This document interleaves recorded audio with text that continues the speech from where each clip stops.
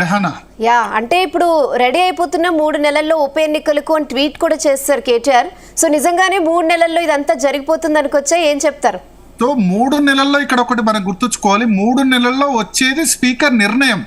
Okay, speaker అనర్హత వేటు వేస్తాడని మనం ఎట్లా అనుకుంటాం? వేటు వేయకపోవచ్చు. ఆయన ఏమని చెప్తారంటే వీళ్ళు బీఆర్ఎస్ సభ్యులే అని చెప్తాడు.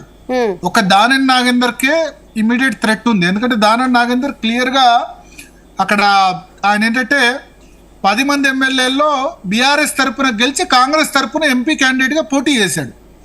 ఒక పార్టీ తరపున గెలిచి ఇంకో పార్టీ బీఫామ్ తీసుకున్నాడు కాబట్టి వాలంటరీగా శాసనసభ్యత్వం వదులుకున్నట్టే.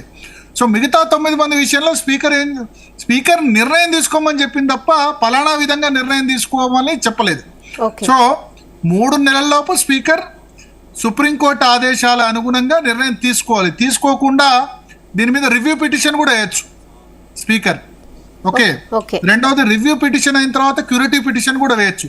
సో రేవంత్ రెడ్డి ప్రభుత్వం నుంచి స్పీకర్ కార్యాలయం నుంచి డిలేయింగ్ టాక్టిక్స్ ఇంకా ఉంటాయి. కానీ ఇక్కడ మనం చూడాల్సింది ఏంటంటే ఖచ్చితంగా ఒక విధంగా చాలా ప్రజాస్వామ్యానికి ఇది మంచి తీర్పు.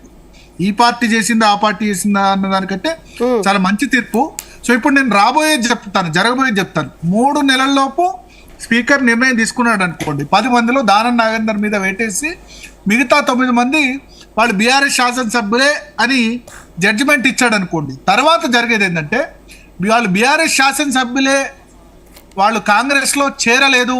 ఎందుకంటే వాళ్ళ క్లెయిమ్ ఏంటంటే మేము 3 రంగుల కండువా కప్పుకున్నాం, అంత మాత్రాన అది కాంగ్రెస్ కండువానా, మేము కాంగ్రెస్ ఎమ్మెల్యేలు ఎట్లా కాదు, సిఎల్పి మీటింగ్ అటెండ్ అవుతే అది ఎమ్మెల్యేల మీటింగ్, ఇట్లా రకరకాల ఆర్గ్యుమెంట్ చేయొచ్చు.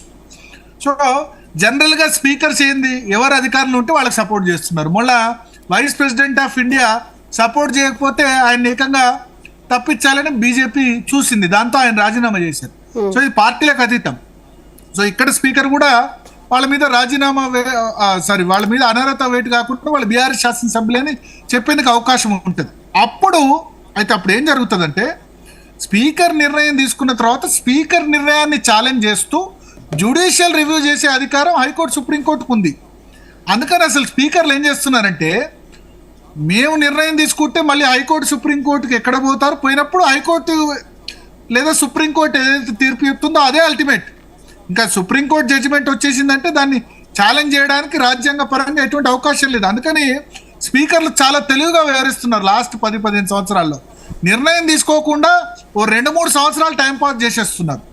సో ఇవాళ సుప్రీంకోర్టు 2-3 సంవత్సరాల టైంపాస్ చేయకుండా 3 నెలల్లోపు నిర్ణయం తీసుకోవాలని క్లియర్ డైరెక్షన్ ఇచ్చింది.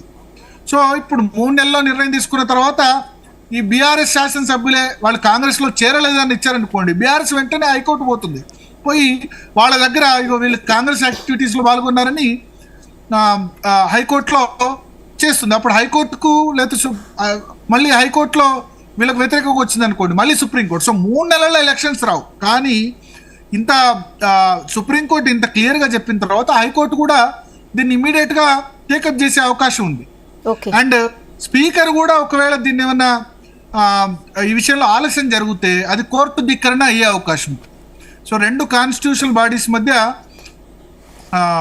సందిగ్ధం అన్నది ఒక సంఘర్షణ అన్నది ఏర్పడే అవకాశం. కాబట్టి మణిపూర్ విషయంలో స్పీకర్ ఎట్లా చేశారు, మణిపూర్ స్పీకరు సుప్రీంకోర్టు మాట వినకుంటే కేంద్ర ప్రభుత్వాన్ని ఆదేశించింది, ఆయన్ని పట్టుకరండి, స్పీకర్ను పట్టుకొచ్చి కోర్టులో ప్రవేశపెట్టండి అని. మొదలు చెప్పినా వినలేదు, 2 సార్లు నోటీస్ ఇచ్చినా నువ్వెందుకు నాకు నోటీస్ ఇస్తావు, నువ్వెవరు నాకు ఇవ్వడానికి సుప్రీంకోర్టు అని చెప్పి స్పీకర్ దాన్ని మణిపూర్ స్పీకర్ పట్టించుకోకపోతే మణిపూర్ స్పీకర్ని సుప్రీంకోర్టు డైరెక్షన్ ఇచ్చి కేంద్ర ప్రభుత్వానికి హోమ్ సెక్రటరీకి పంపించి ఆయన పట్టుకరండి మా ముందు ప్రవేశపెట్టండి అంటే చివరికి ఆ స్పీకరు తలొగ్గాల్సి వచ్చింది. సో ఈ కేసులో కూడా నాకు తెలిసి స్పీకర్ బియాండ్ ఆ విధంగా వెళ్తారనుకోరు. సో 3 నెలల్లో ఎలక్షన్స్ రావు, కానీ 3 నెలల్లో సుప్రీంకోర్టు స్పీకర్ మ్యాక్సిమం నిర్ణయం తీసుకుంటారు. తీసుకున్న తర్వాత హైకోర్టు సుప్రీంకోర్టులో ఎవరు గెలిచినా మళ్ళీ హైకోర్టులో గెలిస్తే మళ్ళీ సుప్రీంకోర్టులో ఛాలెంజ్ చేస్తారు. అక్కడ తీర్పు రావడానికి మినిమం 6 నెలలు పడుతుంది. సో నా ఉద్దేశంలో 1 year వరకు బై ఎలక్షన్స్ ఏం రావు. కానీ ఇంకా టర్మ్ 3.5 years ఉంది కదా రేవంత్ రెడ్డి ప్రభుత్వం, కాబట్టి ఎప్పుడో ఒకసారి బై ఎలక్షన్ రావాల్సిందే. అండ్ ఇప్పుడు దానం నాగేందర్ మీద అయితే ఖచ్చితంగా వేటేస్తారని అనుకుంటున్నారు స్పీకర్. అది వేయకపోతే హైకోర్టే వేటేస్తుంది, లేకపోతే సుప్రీంకోర్టు వేటేస్తుంది. ఇక్కడ క్లియర్. అయితే ఒకసారి జడ్జిమెంట్ కాపీ చూద్దాం మనం, ఎందుకంటే జడ్జిమెంట్ కాపీలో పేర్కొన్న అంశాలు